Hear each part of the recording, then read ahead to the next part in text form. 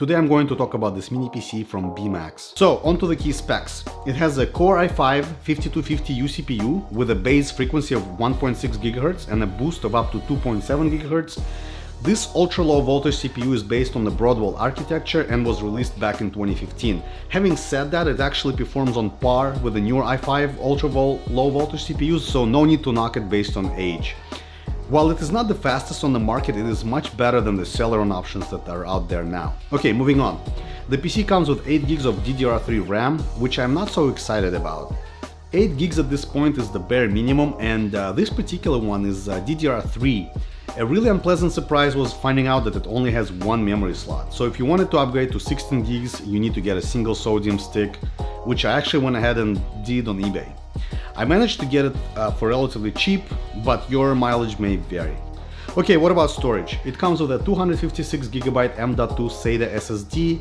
I love the M.2 form factor for the SSD, but as I mentioned, it's a SATA drive and not an NVMe.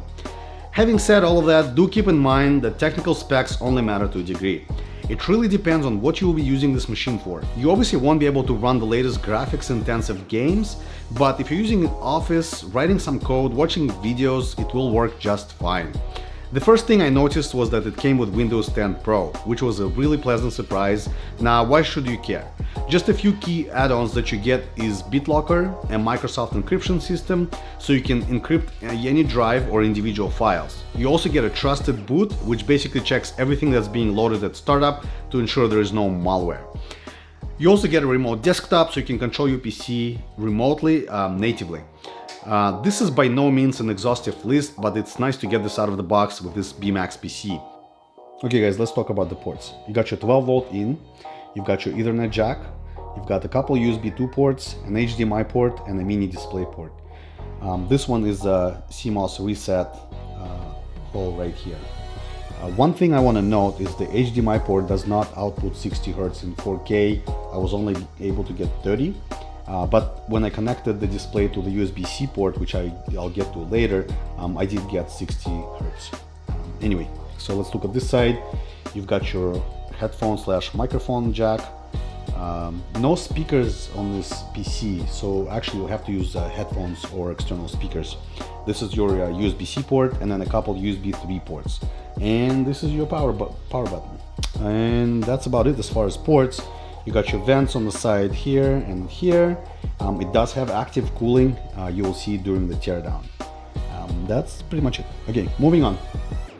Alright guys, let's take this puppy apart. You will need to take off 4 black rubber feet first, which I already did.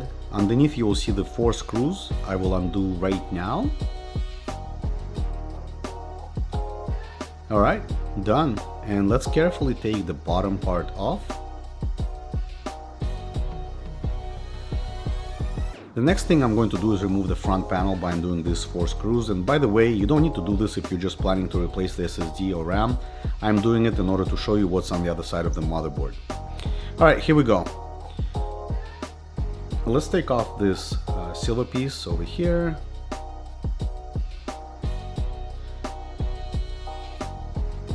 And now, let's see what's underneath our SSD. It's just being held by this one screw. Alright, and there's your Wi-Fi card. Alright, let's look at our memory. This is our DDR3 memory stick. As I mentioned, I have upgraded mine to 16 GB, so you're not getting this exact one, but it looks the same. A little disappointed that there's only one slot here, and it's DDR3. Okay, let's flip the motherboard over. As I said before, it comes with active cooling, so you can see this big fan over here.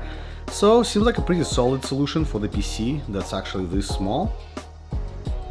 And the 2 wires that you see over here are for the Wi-Fi to get a better reception.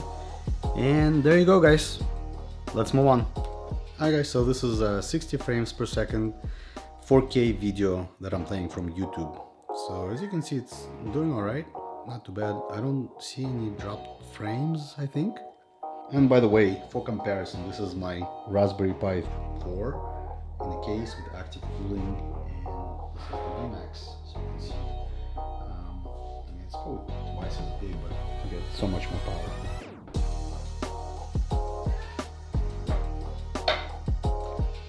As you can see, this is a great little machine. I hope you liked the video, so please don't forget to hit that like button and subscribe to my channel. Looking forward to your questions and comments below. Thank you guys.